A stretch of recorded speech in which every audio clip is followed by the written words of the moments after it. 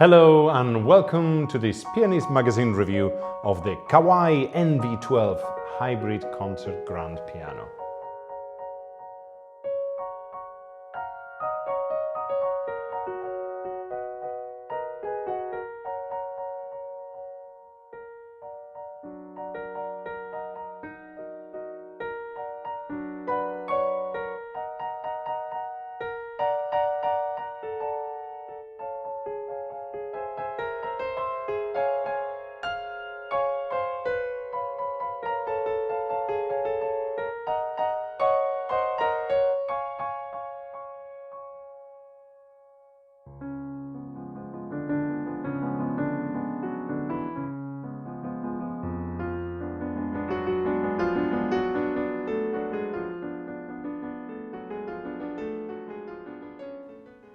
This is an instrument that I have been very pleased to have with me over the last few months.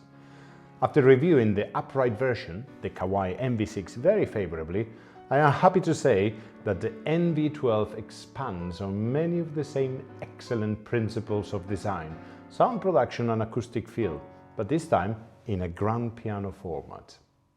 As you can see, the NV12 is built as a grand piano and it takes many of the ideas found in the NV6 and develops them further. Kawai has incorporated a fully dedicated acoustic piano action into this digital instrument. In this case, we have the Millennium III Hybrid grand piano action, which is the same action found in Kawai's top range grand pianos. This means that the physical components of the action, except for the strings, are the same as you would find in an acoustic instrument. Coupled with a highly refined sound system and top-of-the-range sampling from Kawai's finest concert instruments, the result is an exquisite instrument and one that is an absolute delight to play. In this video, I would like to show you some of the most interesting details and features of the NV12 and explain why I feel that this is such a strong instrument to consider if you're looking for a truly top-of-the-range hybrid piano that is quite unique in the market.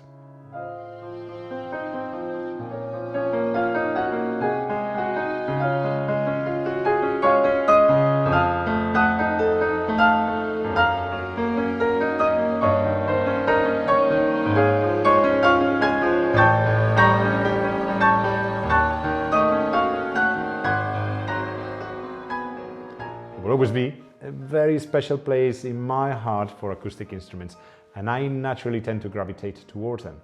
However, there are many reasons why an acoustic piano might not be the right solution for every player or for every household. The ability to practice silently, to use headphones to explore different sounds, or to play at a lower volume whilst maintaining the same physical approach to touch and technique can be extremely valuable, as I found at my house over the last few months. This is particularly true if you live in a flat or share a wall with your neighbors or simply do not want to disturb the whole family while you or your children or any of the family members are practicing. There is a saying in photography that the best possible camera is the one that you have with you when you really need to take a shot. And the same can be said about pianos, with the best instrument being the one that you can play whenever you have time to practice. Over the last years, Kawai has been refining the art of the digital piano, and particularly the hybrid piano, to a remarkably high level. With the NV12, the inclusion of hammers, dampers, pivot points, and other mechanical components of a proper acoustic style action makes the physical act of playing the instrument incredibly rewarding. Let's have a look at how the piano reacts now to a little bit of delicate music. We're gonna take as an example June by Tchaikovsky, also called Barcarolle, one of the seasons.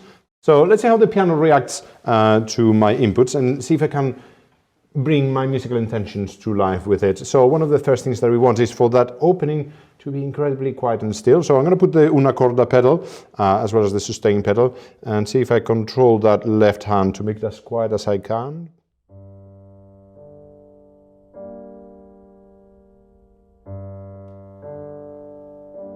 Then the melody wants to soar.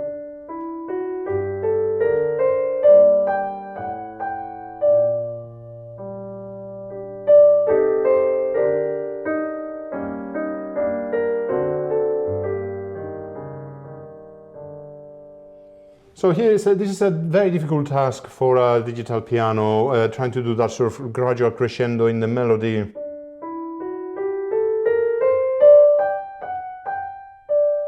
In a natural way, and I felt that that was very successful from my point of view. Well, not the way I played so much, but the way that the piano reacted to that. I can get that nice sort of gradation of volume going through there in a very smooth way.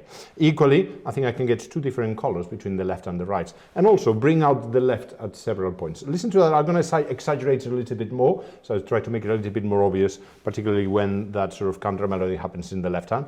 It might not be entirely tasteful, but just for the purpose of the demonstration.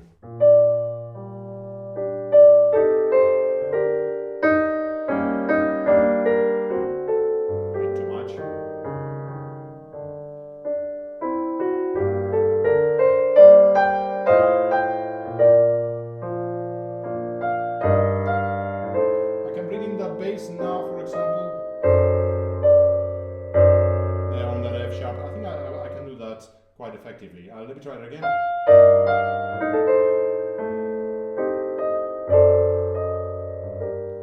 Yes.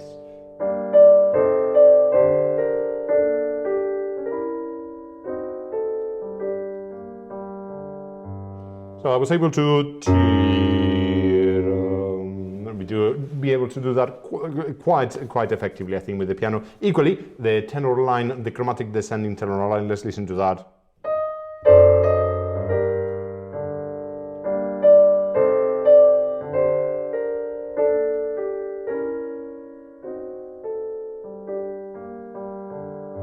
So in there, what I want is a really gradual sort of diminuendo through that phrase, kind of sort of make it disappear. Again, I'm over-exaggerating things a little bit. Let's see how the piano does that. Big crescendo. Lighter.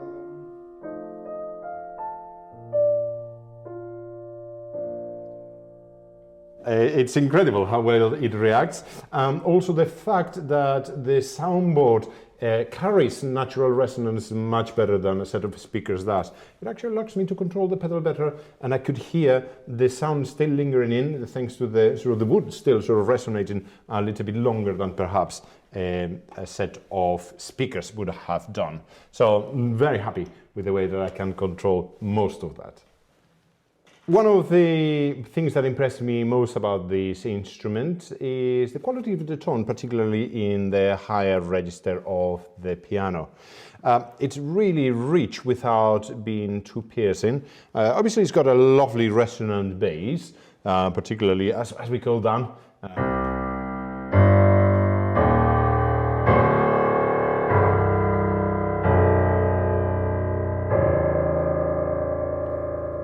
Feel those vibrations. If I put my hand on the soundboard, it is quite noticeable how much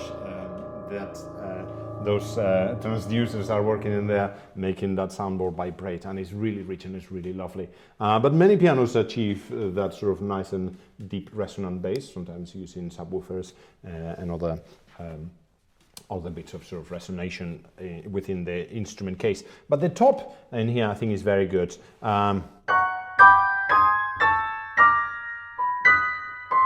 All of this section in here is sort of quite nice and rich, and in a way that you don't get in some other digital instruments. One piece that puts to the test some of that range in the piano is Grieg's 2 Spring. So we start with this quiet sort of pianissimo accompaniment, and the left hand, for once, has got the melody an octave lower, but all of it is happening above middle C, so it's quite a sort of unusual sort of high range on the instrument. We start again with the una corda pedal and with those chords in the right hand.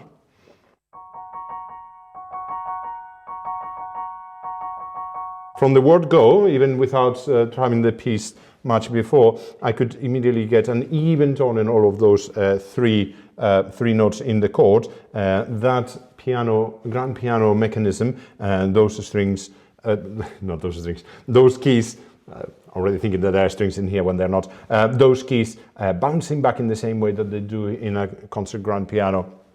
are doing a great job of giving me that feedback and that control so I can balance the chords exactly like I want. Let's hear those again.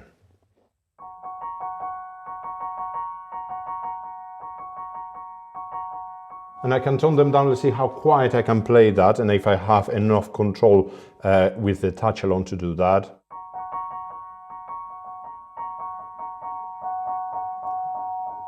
If I go into the second escapement in there, I can really feel the biting point on the key, exactly as you would have on a grand piano, to the point where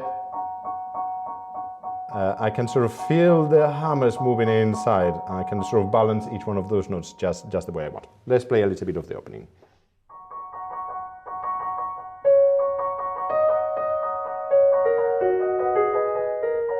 No, una corda now.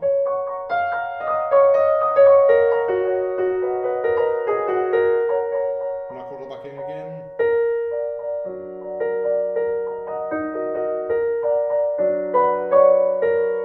Crescendo now.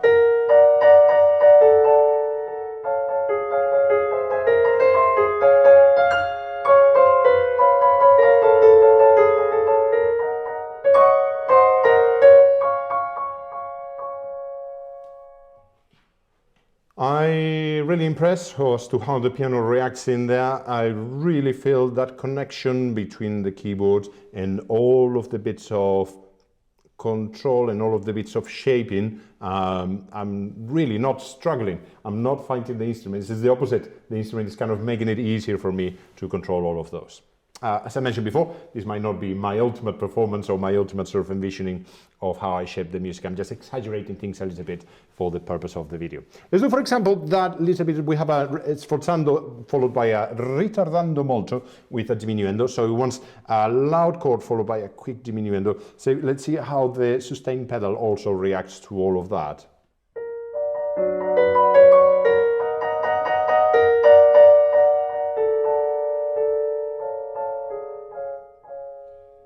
Yes, I could sort of do like a little bit of a half pedal in order to control that diminuendo going along. Later on in the piece, we're going to have a very long sort of sustained crescendo as nature and spring is trying to burst through the frozen tundra. And so it requires quite a lot of color. We have a melody now in the middle section of the instrument, doubled up in octaves. And we have also an accompaniment that is very close to the tune. Have one thing very close to another, and sometimes it's difficult to create a gradation of tone between those two. Let's see if the piano helps me in here to separate the melody from the accompaniment.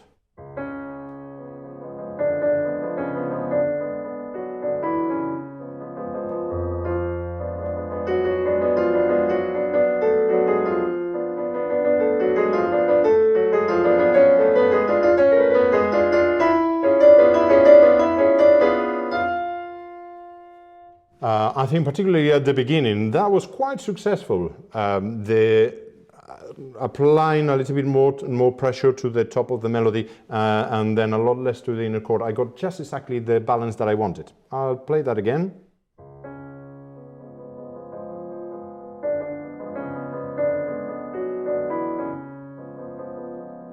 Great, a mysterious tone in there in the top part at the same time as keeping that accompaniment non-obtrusive.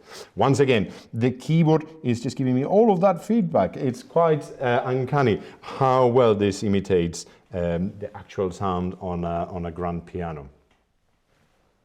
Let's see a little bit of the climax that happens later on, where we can enjoy some of the power on the instruments.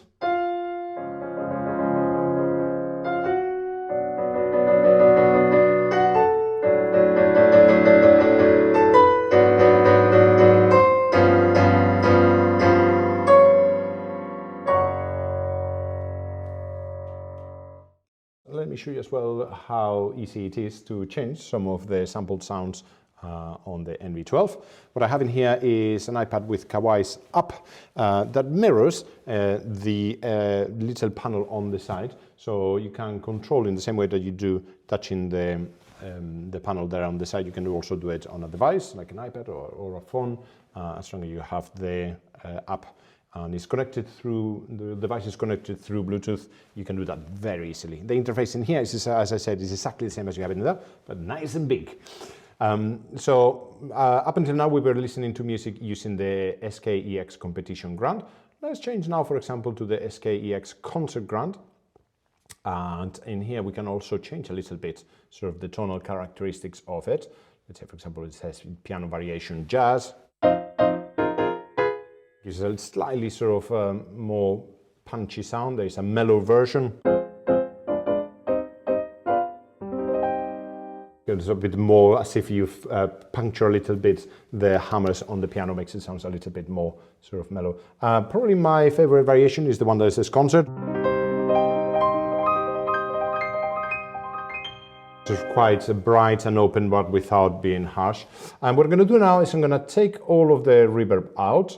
So I'm now says where it says room in there, or you're going to be actually, let's turn it all the way off. And that means that any reverberation that you can hear now, I'm going to make sure that I capture these with the microphones that I place over there.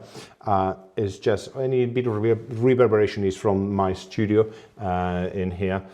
So you get to hear a little bit without any sort of reverb interference. So, talking about the pedal, let's use as an example some music by Beethoven. In this particular case, his Sonata in C minor, Pathétique.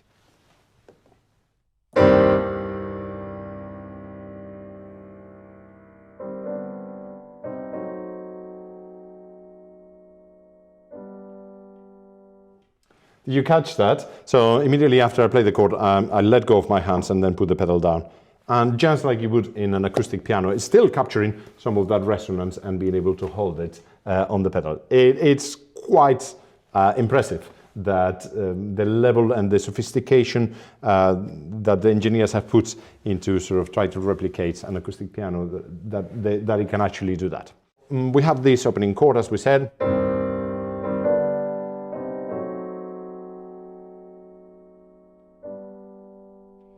Those are difficult moments always as a pianist, when you play a chord, long chord, the chord decays, I can hear it here sort of softly decaying, and then we want to play one that is even quieter. And I have the ability with the NV12 to be able to do that without it sticking out. Equally, for example, later on when we have the E flat major theme in here, what I try to do is going to do a little bit sort of half pedal to control or dissipate the amount of volume going into the piano section. So listen to it.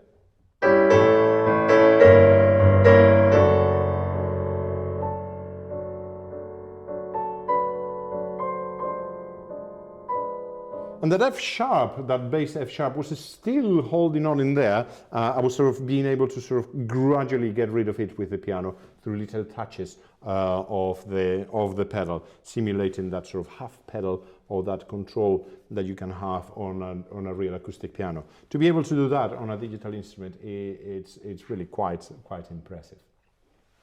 Let's use now an example from Claude Debussy. This is taken from Book 1 of Image, and the piece is called Mouvement, or Movement. And let me demonstrate you how the piano helps with the physical playing of this piece. So let's see how it works in here. Because the sustain pedal is actually connected to the dampers, I feel the same sense of relief or lightness in the keys than I do when I play it in my grand piano at home.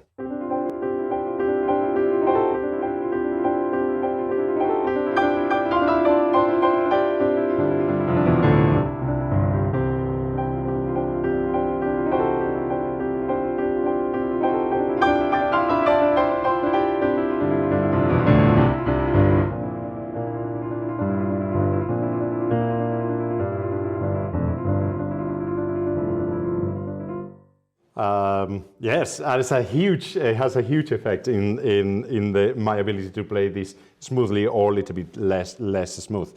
Do you spot it, for example, the way that bottom C continue resonating after that chord?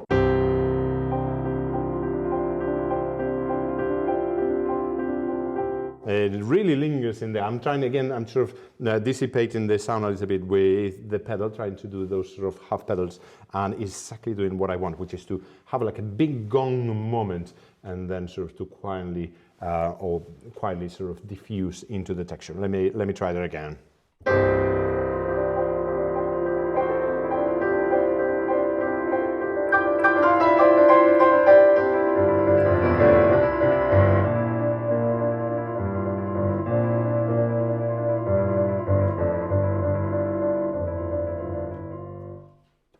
I think it's really difficult to transmit in words as to how effective all of that and how much it correlates to the experience of playing this in a concert grand piano. It's really very satisfying and hugely enjoyable. Whilst working with a singer, one of the pieces that we're working is a song by Claude Debussy called Bonsoir, and the opening in here requires a very still and very calm blanket of sound, where ideally I want none of the notes to stand out particularly, except some sort of melodic moments in the bass. So we have this series of ascending arpeggios that need to float evenly in the texture.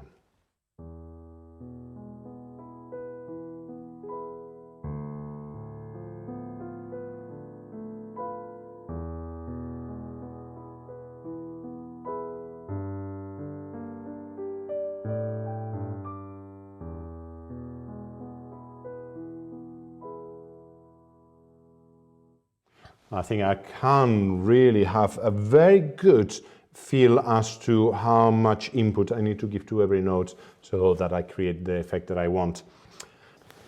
The keyboard is beautifully balanced and well regulated. This Millennium III action is really quite sophisticated. It allows the player to do things that are quite challenging in other pianos. Things, for example, like the famous or infamous octave glissando in the third movement of Beethoven's Waldstein Sonata,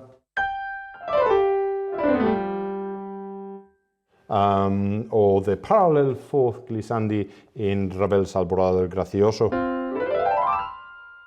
Also works quite effortlessly up and down. I think that's quite impressive how the piano can handle all of that. Even very quiet glissandi.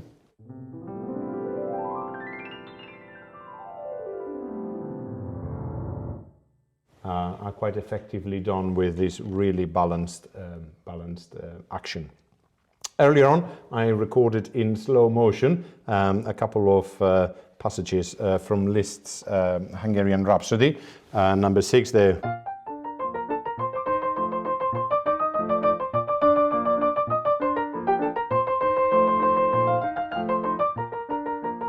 Where I was very curious to see the bounce back on the keys, and as you can see now on the slow motion footage, it interacts really beautiful. You can see how that key moves slightly sort of twice, which is exactly the right type of feel and exactly the right movement that you will get on a grand piano. As a modern instrument, the NV12 boasts tremendously good connectivity. This is done mostly through Bluetooth if you want to live a wire-free life. But you also have two access points down in here, one for USB Type A and one for USB Type C. Those will allow you to either transfer data in or out of the piano, so you can have very comprehensive MIDI connections that allows you really incredible control and precision on your MIDI input. Equally, you can play sound out through Bluetooth or as well through any of the sort of connections that I mentioned before. But Bluetooth in particularly is very effective for interacting, let's say, with music using your piano and playing back through Bluetooth speaker, through your Bluetooth connection either on your tablets, on your mobile phones, on your computers. Effectively using the entire piano as an incredibly fancy Bluetooth speaker. Let's hear a few examples of those. First of all, with concert pianist Chenyin Li demonstrating some fragments from Rachmaninov's second piano concerto.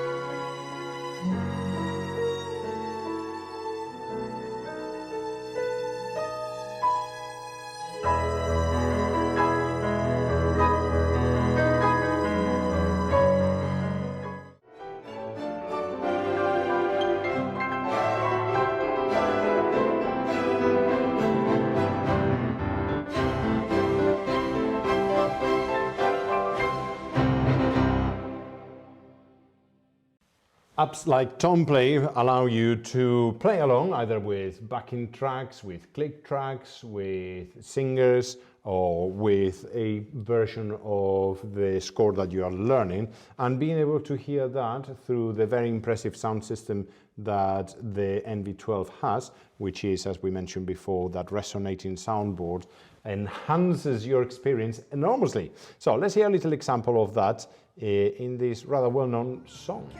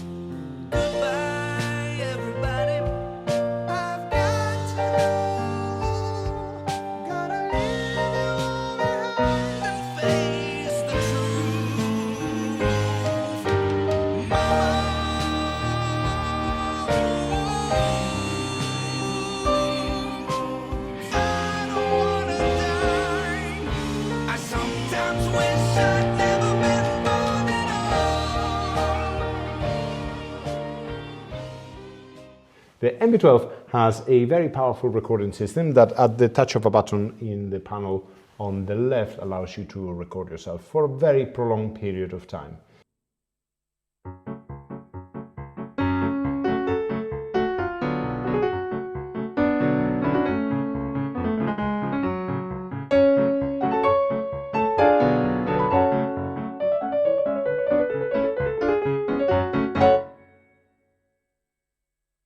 If you are at a point in your piano playing life where you're looking for one of the most advanced expressions of the digital hybrid piano, the Kawai NV12 is very difficult to overlook.